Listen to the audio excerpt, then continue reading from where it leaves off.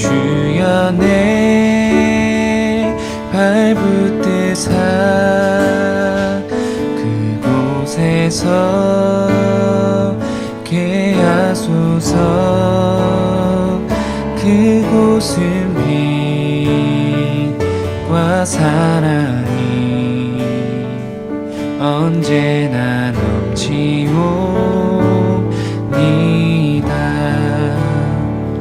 괴로움과 죄가 있는 곳 나 비록 기사라도 빛나고는 오늘 4일 예배를 하나님 앞에 드리겠습니다.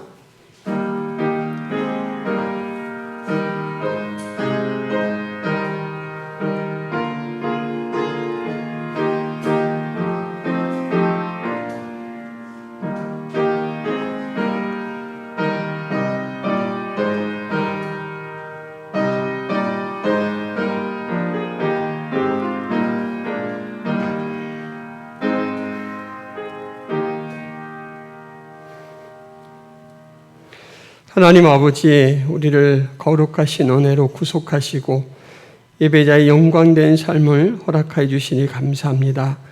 오늘도 주님 주신 은총을 힘입어 경배하며 찬송과 기도로 감사로 하나님 앞에 영광을 돌릴 때 우리 하나님 친히 자정하여 주옵시고 예배를 받아 주옵소서. 예수 그리스도의 이름으로 기도하옵나이다. 아멘.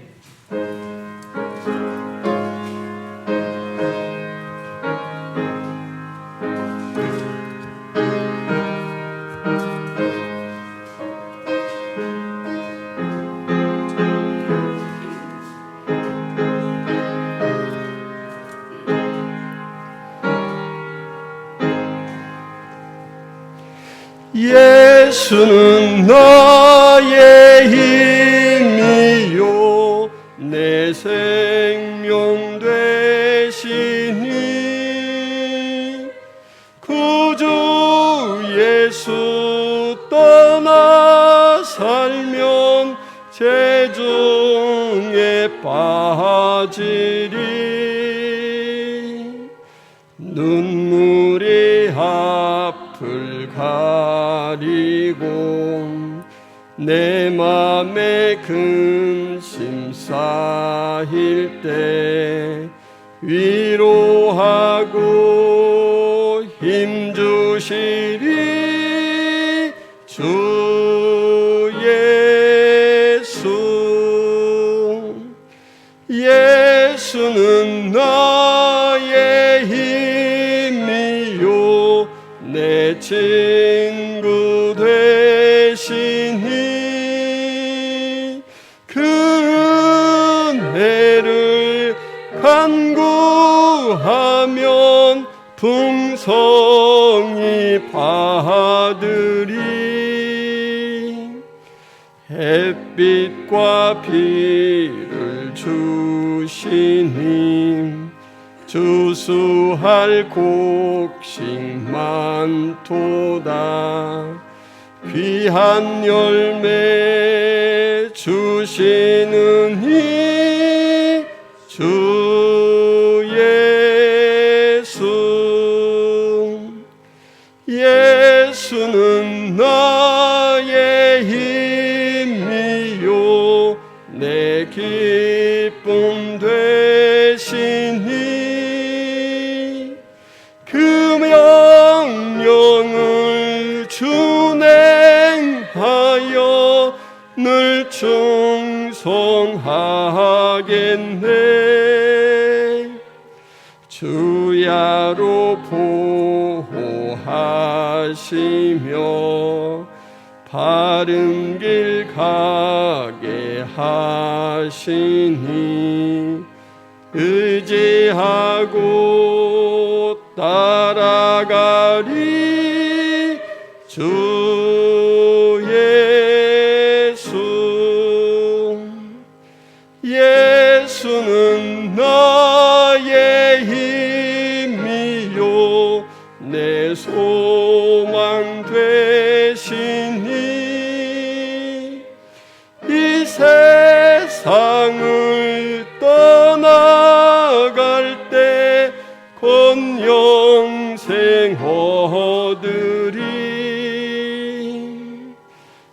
한없는 복을 주시고 영원한 기쁨 주시니 나의 생명 나의 기쁨 주 예수. 여호와여, 내가 주께 피하오니 내가 영원히 수치를 당하게 하지 마소서.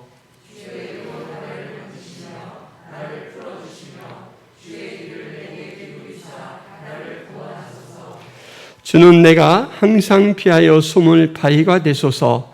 주께서 나를 구원하라 명하셨으니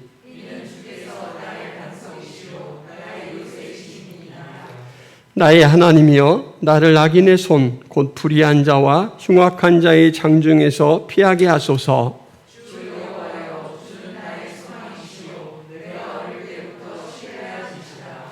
내가 모태에서부터 주를 의지하였으며 나의 어머니의 배에서부터 주께서 나를 택하셨사오니 아멘. 전능하사 천지를 만드신 하나님 아버지를 내가 믿사오며 그 외아들 우리 주 예수 그리스도를 믿사오니 이는 성령으로 잉태하사 동정녀 마리아에게 나시고 본디오 빌라도에게 고난을 받으사 십자가에 못 박혀 죽으시고 장사한 지 사흘 만에 죽은 자 가운데서 다시 살아나시며 하늘에 오르사 전능하신 하나님 우편에 앉아 계시다가 저리로서 산자와 죽은 자를 심판하러 오시리라. 성령을 믿사오며 거룩한 공회와 성도가 서로 교통하는 것과 죄를 사하여 주시는 것과 몸이 다시 사는 것과 영원히 사는 것을 믿사옵나이다. 아멘.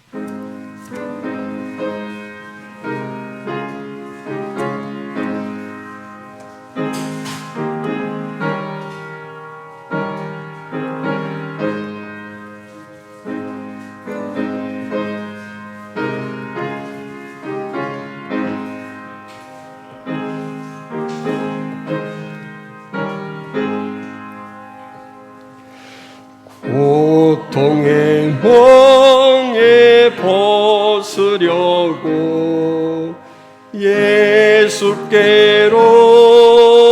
나갑니다. 자유와 기쁨 베푸시는 주께로 갑니다.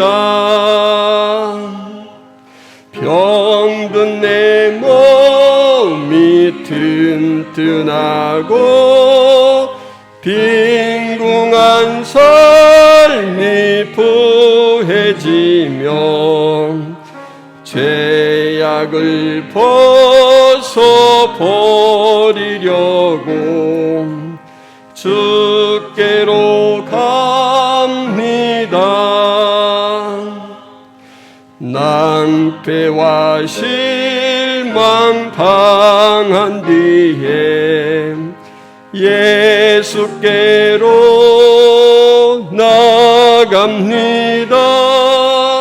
십자가 은혜 받으려고 주께로 갑니다.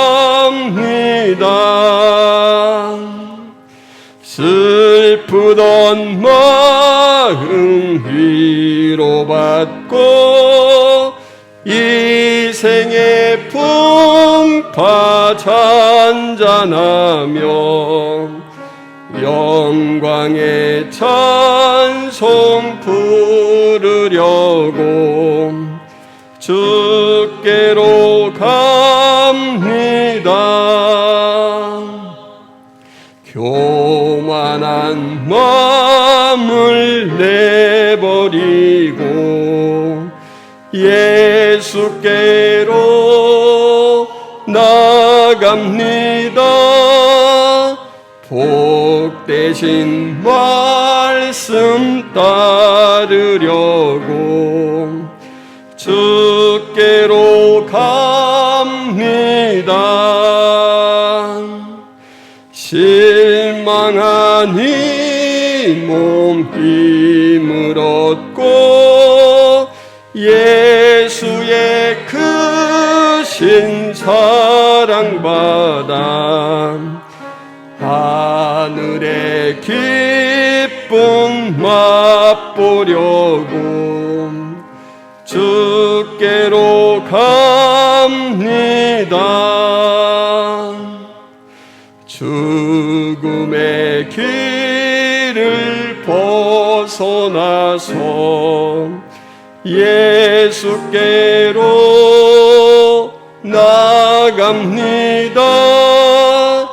영원한 집을 바라보고 주께로 갑니다. 멸망의 포구 헤어나와 평화의 나라 다다라서 영광의 주를 배우려고 주께로 갑니다. 거룩하신 하나님 아버지, 우리를 먼저 선택하시고 믿음 주셔서 하나님을 아버지라 부를 수 있게 하셔서 감사드립니다. 2000년 전에 살아계셨던 예수님을 눈으로 직접 보지는 않았지만 믿음으로 믿게 하시고 지금도 성령으로 소통하게 하셔서 감사드립니다.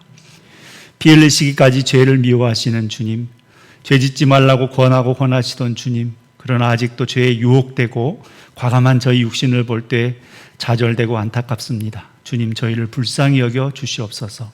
저희 죄를 용서하여 주시옵소서. 이곳에 성화교회를 세우신 주님, 우리 성화교회가 사랑의 공동체가 되기를 원합니다. 뜨겁게 사랑하라는 예수님의 새 계명을 기쁘게 감당하게 하시고 이 시대의 사랑과 섬김이 필요한 영혼들을 위로하는 공동체가 되기를 원합니다.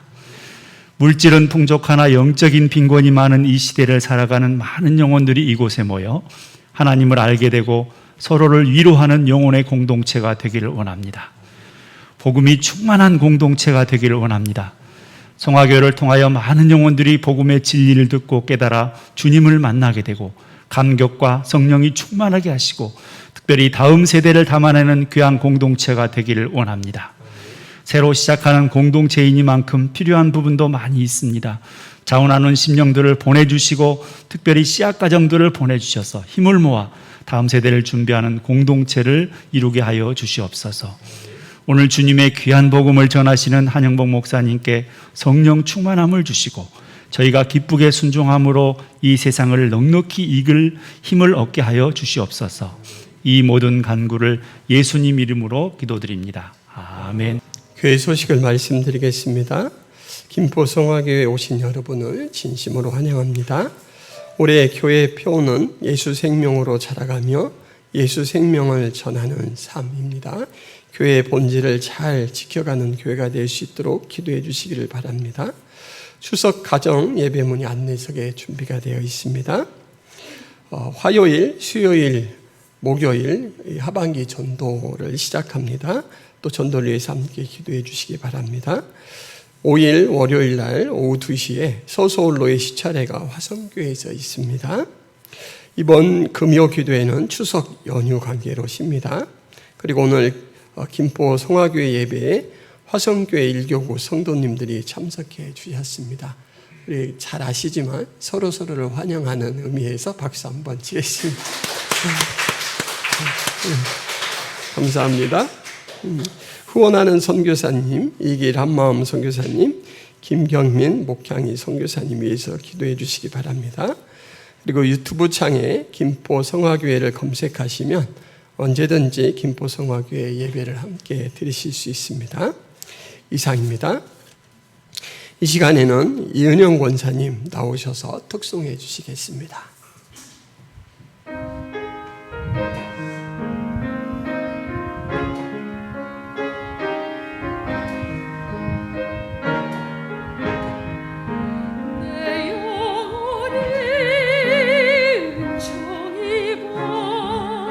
중한 죄짐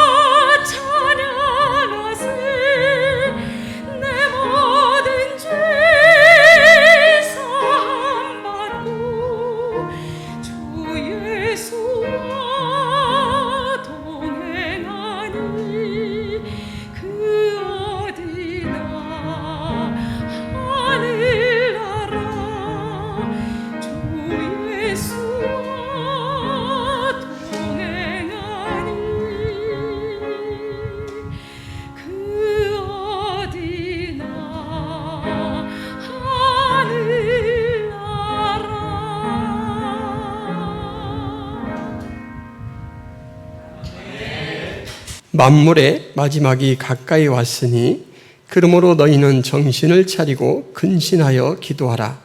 무엇보다도 뜨겁게 서로 사랑할지니 사랑은 허다한 죄를 덮느니라. 서로 대접하기를 원망 없이 하고 각각 은사를 받은 대로 하나님의 여러 가지 은혜를 맡은 선한 청지기 같이 서로 봉사하라. 만일 누가 말하려면 하나님의 말씀을 하는 것 같이 하고 누가 봉사하려면 하나님이 공급하시는 힘으로 하는 것 같이 하라. 이는 범사에 예수 그리스도로 말미암아 하나님이 영광을 받으시게 하려 함이니 그에게 영광과 권능이 세세 무궁하도록 있느니라. 아멘. 여러분, 모가디슈라는 영화를 알고 계십니까? 예, 이 모가디슈는 소말리아의 수도이죠. 1991년에 한국과 북한이 유엔 가입을 위해서 경쟁적으로 이 나라에서 외교 활동을 펼치고 있었습니다. 여러분, 그때 무슨 일이 일어났죠? 내전이 발생했습니다. 가는 날이 장날이라고 하필 내전이 발생했는데, 여러분, 내전이 일어나면 수도가 가장 치열한 격전장이 되잖아요. 그래서 이제 이곳에 큰 위험이 닥쳤습니다. 통신만저 끊어지고 이제 두 대사관들마저 고립이 됐습니다. 그 우여곡절 끝에 한국과 북한의 대사관 직원들과 가족들이 생존과 탈출을 위해서 함께 움직이는 운명 공동체가 되었습니다. 의도치 않게 남북한 단일체가 결성된 것입니다. 여러분, 어떨까요? 짐작이 되시죠? 서로 이념이 다른 이 세계에서 오랫동안 살아온 사람들이 이제 생존이라는, 그리고 탈출이라는 이 목적을 가지고 모였지만 과연 순탄할까? 이런 생각이 먼저 듭니다. 맞습니다. 순탄하지 않았습니다. 한국 정보부 직원이 북한 사람들을 전향자로 만들기 위해서 막 서류를 위조했습니다. 그래서 거기서 이제 또 북한도 그 대사관이니까 그쪽 정보국 사람이 있잖아요. 이 사람이 이걸 눈치를 챘어요. 그래서 그러면 그렇지 하면서 이제 대판 싸움을 했습니다. 이렇게 크고 작은 이념 때문에 일어나는 갈등들이 많았어요. 그런데 시간이 갈수록 이념 대립은 사라지고 공존을 위해서 진정으로 협력하고 희생하는 모습들로 변해갑니다. 이 변해가는 과정에는 양국의 대사의 역할이 참 컸습니다. 이념 대립이 되지 않도록 서로 인간적인 부분들로 이렇게 나누도록 하고, 또 차별 없이 서로 먹을 것이나 이 편의들을 누릴 수 있도록 그렇게 조절들을 하는 것을 보았습니다. 여러분, 베드로전서는 여러 지역에 흩어져 있는 교인들에게 보낸 편지입니다. 그런데 이 편지의 수신자들은 박해라는 아주 어려운 사회적 상황 속에 처해 있었습니다. 시대의 간격은 되게 이제 길죠.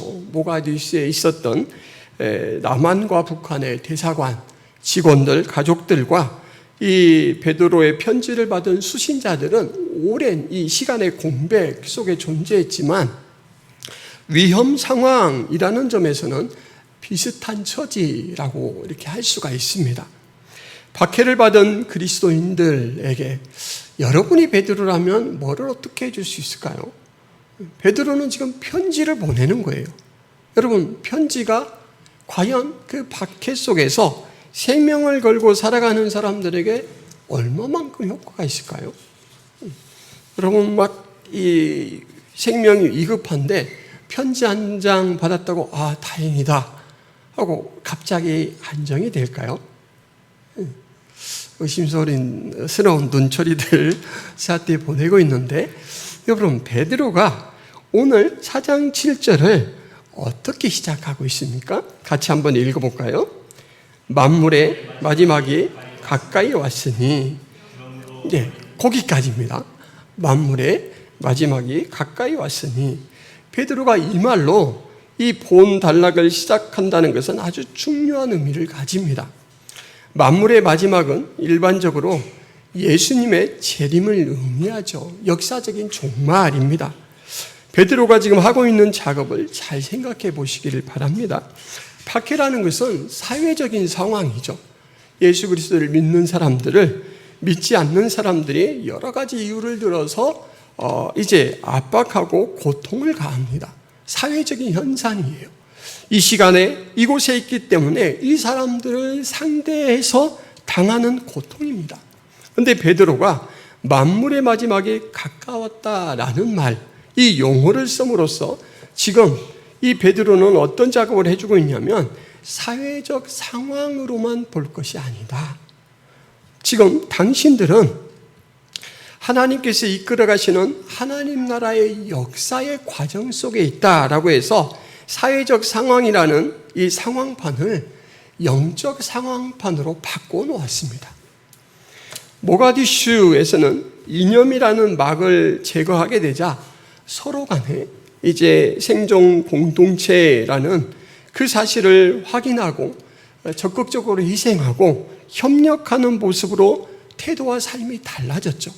그런데 오늘 베드로 사도는 어떻게 하냐면 그 사회적인 상황이라는 것을 이제 영적 상황판으로 바꾸어 놓아서 이 종말이라는 용어를 통해서 이걸 바꾸어 나서 너희들의 본질과 정체성이 무엇인지 보아라.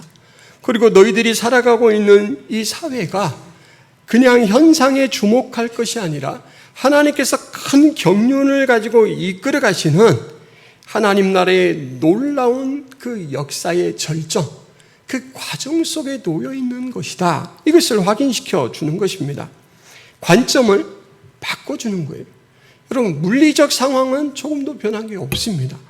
베드로의 편지를 통해서 이 사람들이 확인한 것은 그냥 사회적 현상 속에서 어쩌다 여기에 있기 때문에 우리가 이 고통을 당한다가 아니고 하나님 나라의 백성이기 때문에 우리가 이 세상에서 하나님 나라의 백성으로서 고난을 당하는 거구나, 이렇게 인식하게 된 거죠. 박해자들이 일으키는 혼란 속에서 마음의 불안을 느끼고 동요되었던 사람들 앞에 박해자들이 역사의 주관자가 아니라 하나님이 역사의 주관자시다 라고 선언하는 것과 같은 일입니다. 사람을 초연하게 만드는 근거 중에 여러분, 진리만한 것이 있을 수 있을까요? 열왕기상 18장 21절에 보면 엘리야가 이런 이야기를 합니다. 여호와가 만일 하나님이면 그를 따르고 바알이 만일 하나님이면 그를 따를지니라. 긴가민가한 상황을 가지고 너희들 잘 판단해보고 소견이 옳은 대로 택해라 라고 선택적 상황 제시를 하고 있는 게 아니죠. 그죠? 엘리야는 1대 850이라는 대결을 하기 위해서 지금 갈멜산에 올라왔습니다. 18장 19절 말씀에 보면 그런즉 사람을 보내 온 이스라엘과 이세벨의 상에서 먹는 바알의 선지자 450명과 아세라의 선지자 400명을 갈멜산으로 모아 내게로 나오게 하소서. 하나님의 선지자로서 자기는 단독자로 출전을 했습니다. 그리고 당신이 끌어모을 수 있는 그 우상 숭배자들의 선지자들을 다 끌어모으십시오. 850명이 됐죠. 이제 전투를 시작하기 전에 하는 말이에요. 그러니 이 엘리야의 말에는 여러분 얼마나 권위가 있고 힘이 있겠습니까? 살아계신 하나님, 니들이 세속에 눈이 어두워서 보지 못하지만 이 역사를 주관하시고 이 나라를 지키시는 분이 바로 그 하나님이다. 왜 지금까지 중간에서 이럴까 저럴까 망설이고 있느냐? 이 눈먼 영적 봉사들아, 이런 마음으로 지금 이제 호소를 하고 있는 것이죠. 하나님의 역사 전개의 장엄한 대단원의 이 영적 배경에서 밖의 상황을 인식하는 그리스도인, 이 사람들에게는 분명히 의식 변화가 일어났겠죠. 의식 전환이 일어나면 이제는 불안에 떨고 있던 그 사람들이 그렇지, 하나님이 우리 편이지.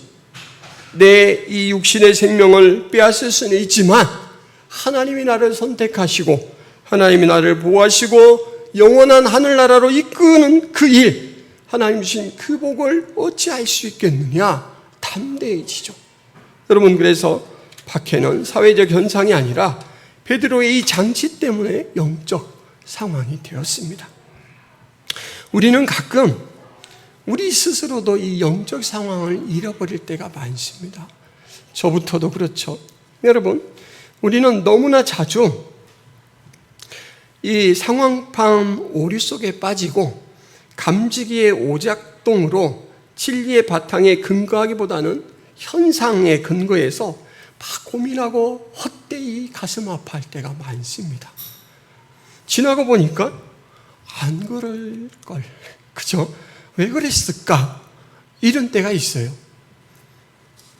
이 현상에 사로잡히면 사람은 영적 판단력이 둔해집니다. 그리고 영적 활력이 약해지죠. 의기소침해지고 소극적이 됩니다. 그런데 베드로는 이제 이 영적 상황판을 교체시키고 나서 아주 강하게 권면합니다. 7절 하반절에 정신을 차리고 근신하여 기도하라 이렇게 말합니다. 여러분, 정신을 차리고 근신하다라는 말을 아주 우리에게 좀 익숙한 우리 말로 바꾼다면 뭐라고 바꿀 수 있을까 고민해 봤는데 각성하라가 참 좋을 것 같아요.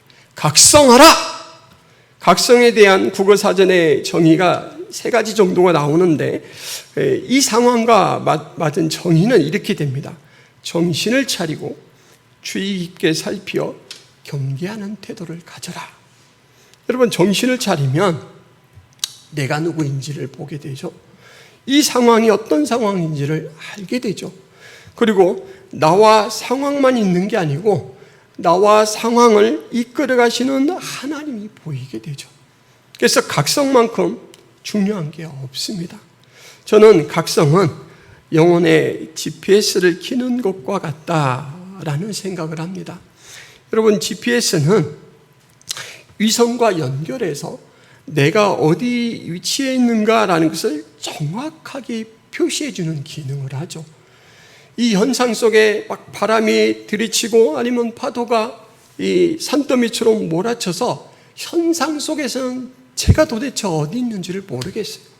여러분, 깊은 산 속에 아름드리 나무들 사이에 이렇게 떨어져 있는 사람은 그 산 어디 능선에 자기가 있는가 이걸 참 잊어버려요. 그리고 빠져나가려고 계속 도는데 같은 자리로 돌아오게 돼요. 그렇게 되면 이제 당황스럽죠. 그런데 여러분, GPS를 딱 끼고 가면 어둠이 내 눈을 가려서 보이지 않을지라도, 그리고 눈도 뜨지 못하는 그 빗발치는 빛 속에서라도 저는 비록 늦을 망정 방향은 바로 잡아 나갈 수가 있습니다. 각성이라는 것은 바로 그렇죠. 현상 때문에 혼란을 겪고 있는 상황이라면 여러분, 눈을 감을 필요가 있습니다. 하나님, 현상 때문에 제 눈이 현혹되는 것 허락하지 않겠습니다.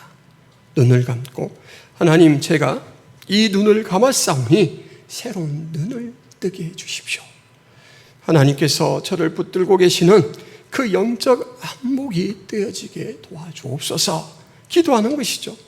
지금의 나의 상태와 지금의 나의 상황이 하나님의 명명하신 본질과 어떻게 다른지, 그리고 하나님께서 어떤 관점으로 이 시대를 이끌어가는지를 파악할 필요가 있는 것이죠. 여러분, 그래서 베드로가 각성하라라는 말 다음에 기도를 이야기하는 겁니다. 기도는 그리스도인이 기독교적 삶을 유지하고 살아가는 일에 있어서 매우 필수적인 일입니다. 기도의 가장 단순한 본질은 하나님과의 영적 교제입니다. 하나님은 그리스도인들에게 기도를 통해서 그리스도인답게 만드시며 그리스도인으로 바르게 성장해 가도록 하십니다. 그래서 칼빈은 기도에 대해서 이렇게 말했습니다. 우리들의 경건과 헌신의 주된 표현이다. 여러분, 기도는 그리스도의 이름으로 하죠. 그리스도의 이름으로 한다는 것은 그리스도의 구속사역을 근거해서 한다라는 것입니다. 그리고 하나님의 뜻이 이루어지도록 기도합니다. 내 소원을 이루어 주십시오 고집 피우고 떼쓰는 게 아니죠. 우리는 기도를 통해서 하나님의 뜻을 분별하고 주여, 제가 사는 이 역사 속에서 제 삶을 통해서 주의 뜻이 이루어지기를 기원합니다. 이렇게 이제 기도를 하잖아요. 기도는 여러분 내용이 뭘로 구성되어 있습니까? 기도는 크게 두 가지로 구성되어 있습니다. 첫째는 감사죠, 감사. 두 번째는 간구입니다. 그런데 여러분, 감사와 간구는 하나님의 존재, 하나님의 일하심의 역사, 하나님의 성품에 대한 지식과 경험, 그리고 신뢰가 없는 사람은 그 기도 내용을 구성할 수가 없습니다. 한번 잘 생각해 보세요. 감사를 고백하려면 내가 언제 어느 때 무엇으로 하나님이 나를 어떻게 해주셨기 때문에 감사가 우러나와야 돼요. 감사를 위장할 수는 없습니다. 간구도 마찬가지. 여러분, 간구라는 것은 어떤 일을 하나님이 해주시기를 요청하는 일이잖아요.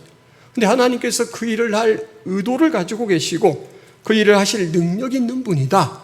그리고 무엇보다도 나의 기도를 들으시는 분이다 라는 믿음이 없으면 어떻게 간구의 내용을 하나님 앞에 아뢰 수가 있습니까? 그야말로 횡설수설이 되는 것이죠.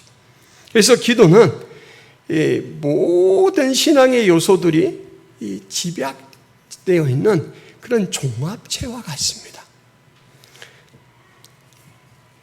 기도는 시험을 물리치는 가장 탁월하고 확실한 방법이기도 해요.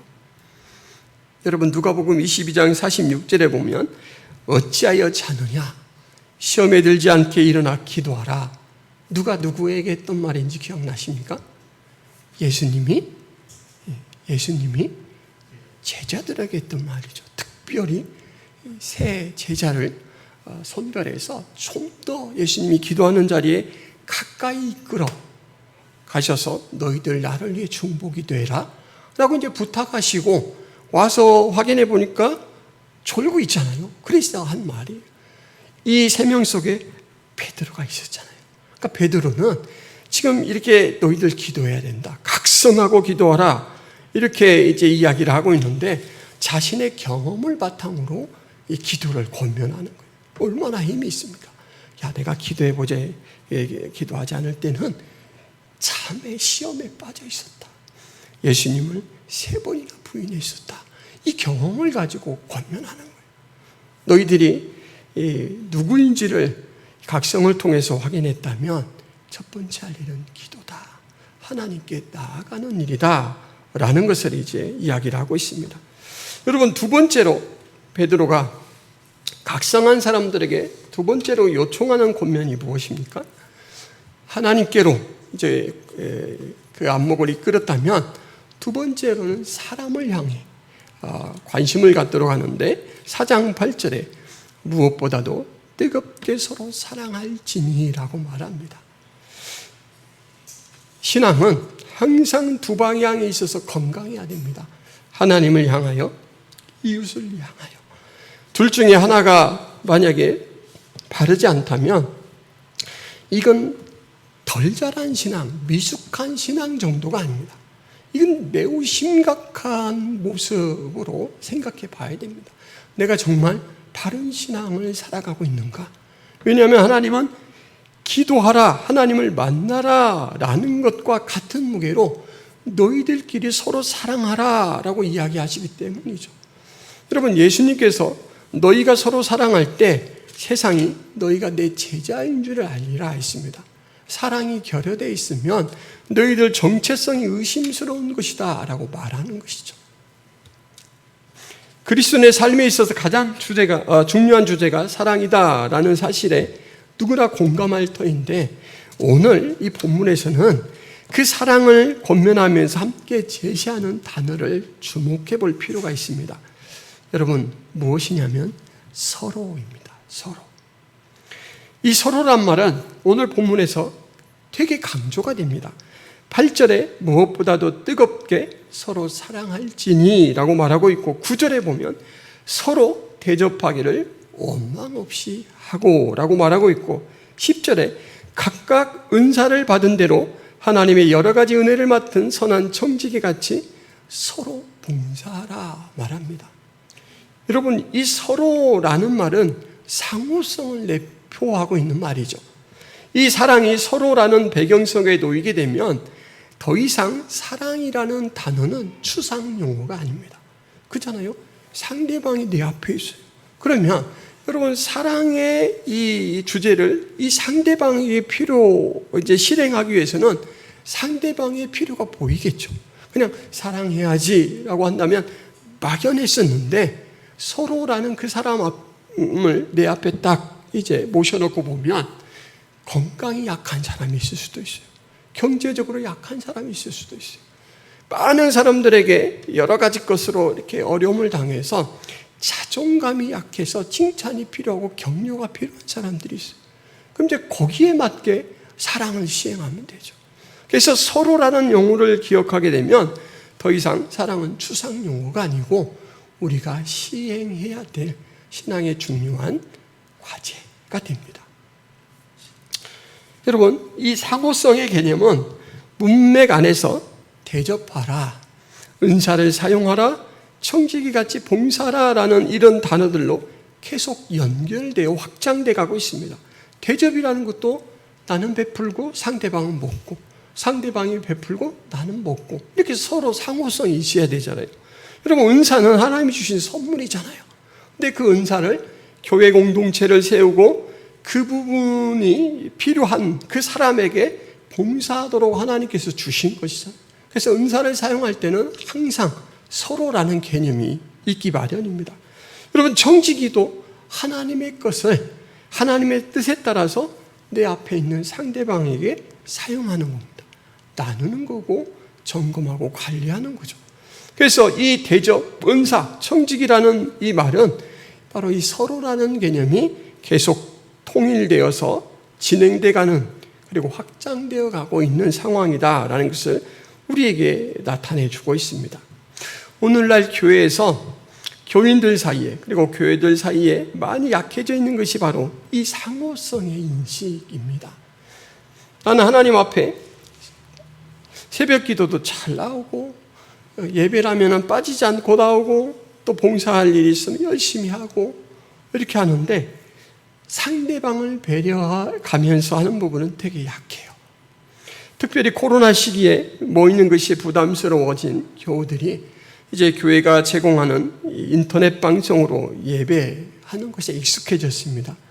그리고 각자 집에서 예배하고 온라인으로 헌금도 송금하죠. 그죠? 그러면서 이제 되게 서로가 없어도 그냥 편안하게 교회 생활, 신앙 생활을 하는 쪽으로 많이 변모해 왔습니다. 근데 여러분, 교회 공동체는 이 서로라는 부분이 약해지면 교회의 건강을 잃어버리게 됩니다. 언젠가는 이 상호성을 잃어버린 교회는 영적 기능을 상실하게 될 거예요. 상호성을 잃어버린 교회나 교회는 오래가지 못합니다. 여러분, 예배, 기도, 전도 등 모든 활동은 상호성의 원리 속에서 존재합니다. 예배도 사실 하나님의 본질 자체가 상호성이 있잖아요. 삼위일체 하나님. 예배라는 것도 사실 우리는 하나님 앞에 드리고 하나님은 또 우리에게 은혜를 주시고 상호성이 있습니다. 예배를 드리는 자들을 보이지 않는 곳에서 섬기는 분들, 상호작용이 있는 거예요. 거기에서 또 신앙이 자란 분들은 다음에 또 섬기는 자가 되고 주일학교를 섬기는 자가 되고, 교회는 항상 이 상호성 속에서 건강을 유지하고 발전해가고 교회의 교회다운 모습을 지켜가게 됩니다. 그래서 상호성의 원리를 배우고 훈련하지 못한 곳에는 끊임없이 문제가 발생합니다. 얼마 전 선교 현장에 계시던 선교사님이 이제 귀국했다가 돌아가시면서 잠깐 식사를 나누고 이야기를 나누는 기회가 있었는데, 그분이 사역하는 선교 현장에 어떤 이 선교사님들끼리 너무 갈등이 심해서 걱정이 크대요. 어떤 교단들은 리더십 훈련을 미리 잘 시켜요. 그래서 이렇게 특별히 이제 타국에 와서 선교로 새로운 현지 분들을 신앙 안으로 또 신앙의 지도자로 세우고 하는 일에 있어서 되게 체계적이고 그 방법대로 이렇게 순차적으로 하는데, 그런 훈련이나 교육을 받지 못했던 사람들은 열정은 뜨거운데 자꾸 선교 현장에서 부딪힌다는 거예요. 근데 그 갈등이라는 건 여러분 안 생길 수가 없잖아요. 사람이 살아가면서. 근데 갈등은 건강하게 풀면 밑거름이 됩니다. 근데 이 건강하게 푸는 방법을 배우지 못했어요. 그게 어떤 이유로 어떻게 발생한 문제인가를 해석하고 기도하면서 성경적 원리로 접근해서 풀어내면서 그 과정이 해결되는 가운데 서로가 유익해야 되는데, 서로 어느 정도 참다가 이제 임계점이 다다르면 폭파시키고, 또 참다가 폭파시키고, 이러면서 계속 골마가는 거예요. 그래서 이 리더십 훈련과 교육이 부재한 거에 대해서 되게 안타까워 하면서 이제 가셨습니다. 그런데 제가 또 그런 내용을 접하고 나서 얼마 흐르지 않아서 이 리더십 교육을 또 이렇게 이제 유학 그 과정으로 집중해서 공부하고 오신 분으로부터 이 리더십에 대해서 또 이야기를 듣게 됐어요. 여러분, 리더십이 되게 중요한 거는 누구나 공감하죠. 초창기 리더십은 개인 특질에 많이 의존했다라고 합니다. 그래서 성품도 좋은 사람, 또 지식도 또 이렇게 좀 갖춰진 사람, 이런 사람들, 그래서 항상 카리스마 있는 가르침, 이런 사람들을 이제 리더로 세우고 그 한 분에 의해서 일사불란하게 이렇게 움직였죠. 그런데 한참 지나고 보니까 말은 그렇게 잘하는데 행동이 안 따라요. 그래서 다음 세대 리더십은 이 리더자의 행동 부분을 되게 중요시하게 되었다라고 해요. 그리고 이제 그 다음 부분에 보니까 그 배운 대로 아는 대로는 잘하는데 이 상황을 고려하는 게 참 약해요. 교회마다 다르잖아요. 여러분, 담임 목사님들이 모여서 이야기를 하면 같은 주제인데 관점이 다릅니다. 그 개척교회 목사님이 하는 이야기랑 어느 정도 규모가 있는 교회 목사님이 하는 이야기가 달라요. 왜냐하면 적용이 달라야 되거든요. 그래서 저는 우리 교회에 맞는 규모에 대한 이야기로밖에 얘기할 수가 없습니다. 그런데 또 큰 규모를 이끌어 가시는 목사님은 그 규모에 맞게끔 어떤 제도를 도입하고 방법을 만들어내고 해야 되기 때문에 그에 준해서 이야기를, 틀린 게 아니고 달라요. 달릴 수밖에 없어요.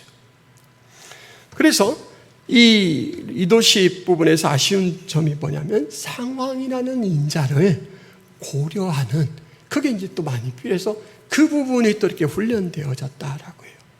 지금은 어느 방향까지 왔냐면 교회인 한 사람 한 사람을 개별체로 대하고 양육하고 돌보지만 공동체 안에서의 개별로 보고 공동체 전체 속에서 바른 기능하도록, 오늘 우리가 나누고 있는 상호성에 대해서 문제가 없는, 그 목사님이 이제 그런 모든 공부를 마치고 논문을 쓸 때 본인이 어떤 제목으로 썼냐면 하나님의 형상을 닮은 리더십. 좀 멋있는 말이죠. 우리의 가장 모본이 돼야 되고, 그리고 가장 마지막 단계의 리더십은 이거죠. 하나님의 형상을 닮은 리더십. 여러분들이 그런 역할을 해줄 수 있기를 바랍니다.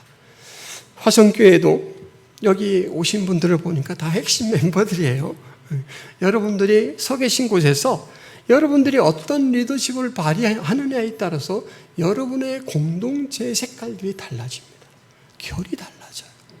옛날에는 원망하고 싸우는 부분, 내가 개입을 해서 상호성이 이렇게 중요하다. 그렇다고 막 상호성이 이거예요, 이렇게 가르치면 안 되겠죠. 보여야죠. 충지하는 모습으로 보이고 내가 거기서 소중하게 이끌어가는 모습으로 보여야죠. 그렇게 영향력을 주게 되면 교회는 이 상호성의 원리가 잘 살아나게 되고 여러분의 교회는 더욱더 영적으로 힘이 생기게 됩니다. 여러분, 사람은 살아가면서 환경에 이 큰 영향을 받죠. 경우에 따라서 환경은 어떤 사람의 특성과 기질 형성에 많은 영향을 주기도 하고 삶의 방향을 바꾸기도 합니다. 2017년에 이 마라톤보다 조금 더 길이가 긴 50km 산악 울트라 마라톤 대회라는 게 있어요. 여기에 우승한 여자 마라토너가 있는데 이 멕시코 사람 라미레스라는 이름을 가진 사람이에요. 근데 여러분, 이 사람이 되게 특이한 사람입니다. 어떤 점에서 특이하냐면 이분은 샌들을 신고 달려요.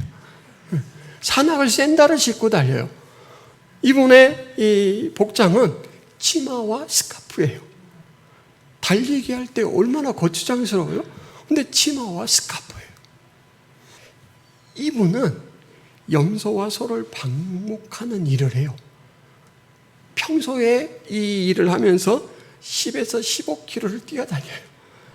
가까운 이 학교까지 거리는 5시간.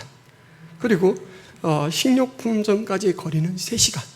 그래서 이쪽 지역의 사람들은 가장 일반적인 교통수단이 달리기예요. 밥 먹고 달리고 물 먹고 또 달리고.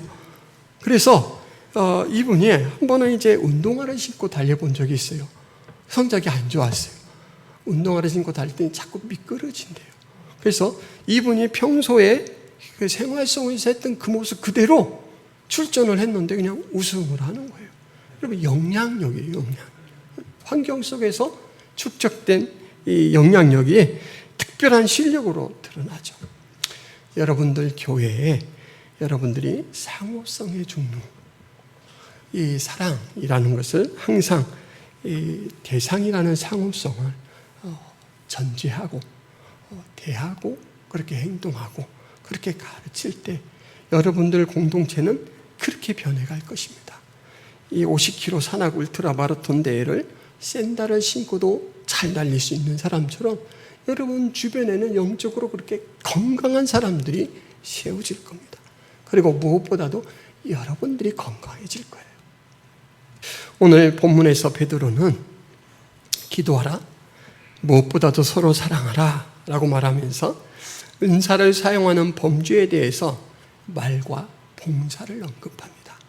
말을 하려면 어떻게 하라? 봉사를 하려면 어떻게 하라?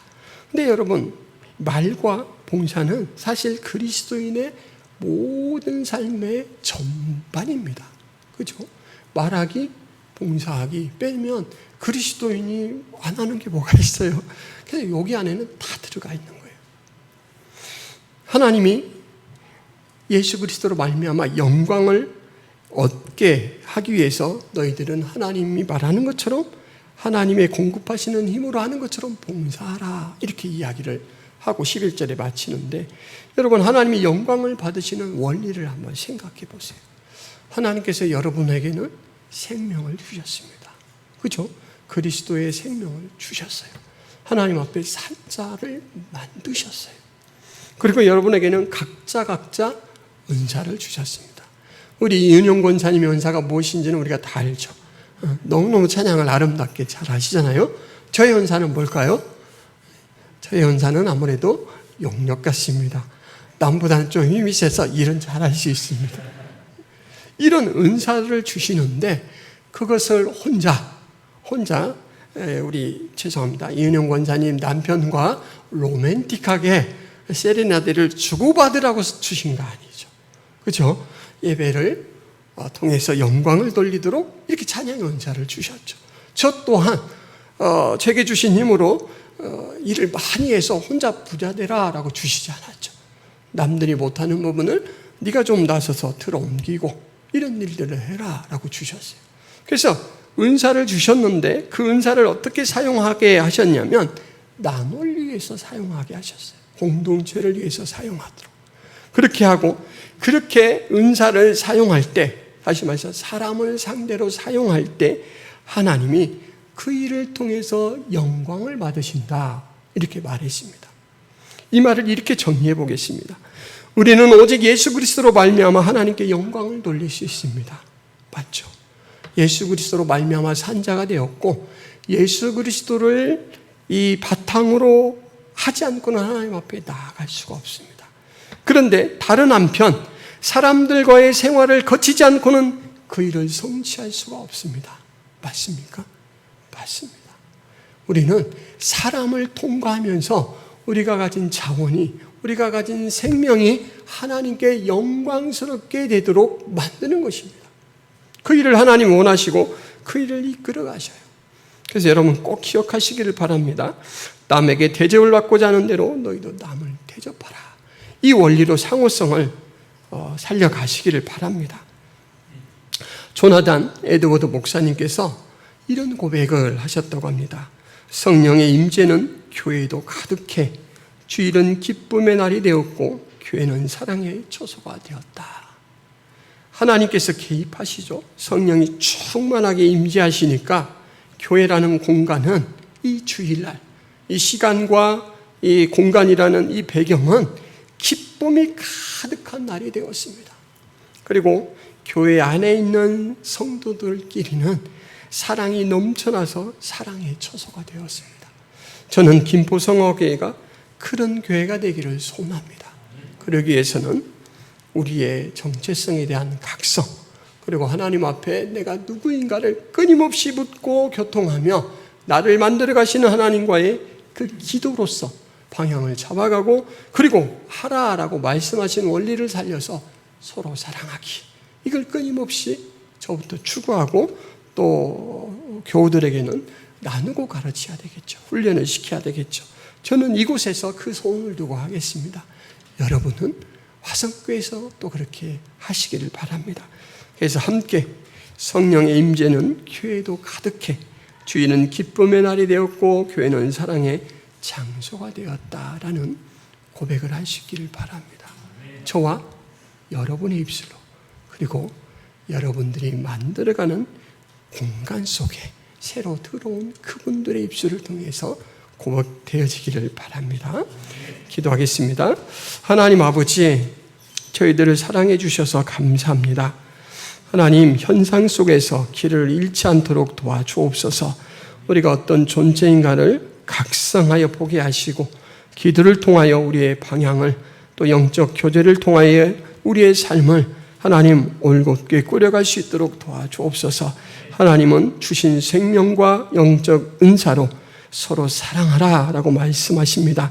그 상호성의 의미를 늘 기억하며 하나님의 뜻을 사람들에게 행함으로 우리 하나님 앞에 영광을 돌리라 하십니다. 저희가 그렇게 살게 하시고 그런 교회로 만들어갈 수 있도록 도와주옵소서. 이를 마음에 소원으로 품고 기도할 때 우리 하나님 응답하여 주옵소서. 예수 그리스도의 이름으로 기도하옵나이다. 아멘.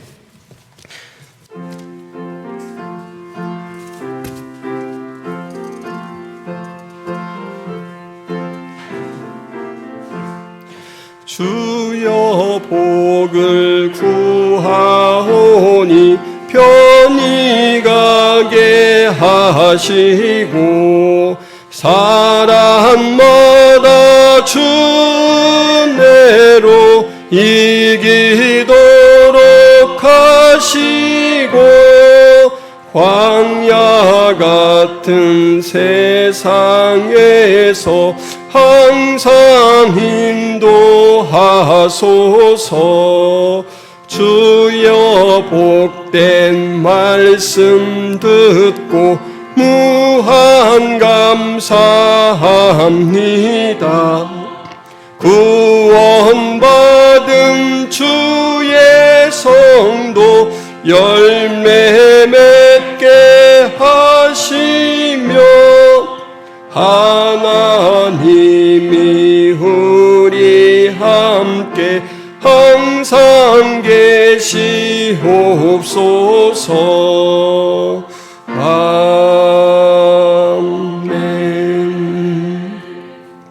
하나님, 우리가 오직 하나님의 힘으로 살아가고 있음을 하나님이 공급해 주신 것으로 살고 그것의 일부를 또 예배하며 헌금으로 돌려드리며 믿음을 고백합니다. 항상 선한 청지기의 모습으로 하나님께서 맡겨주신 것을 잘 선용할 수 있도록 도와주옵시고 그것들을 사용하며 우리 하나님을 영화롭게 하게 하여 주옵소서. 하나님, 주님 앞에 구별하여 드리는 마음과 손길을 축복하셔서 더 더 많은 것들을 맡아 세상 가운데서 관리할 수 있도록 도와주옵소서. 이제는 예수 그리스도의 은혜와 하나님 아버지의 크신 사랑과 성령 하나님의 감화 교통의 역사가 김포 성화교회 모든 성도들 머리 위에 하나님의 백성들 머리 위에 이제부터 영원토록 함께 있을지어다. 아멘.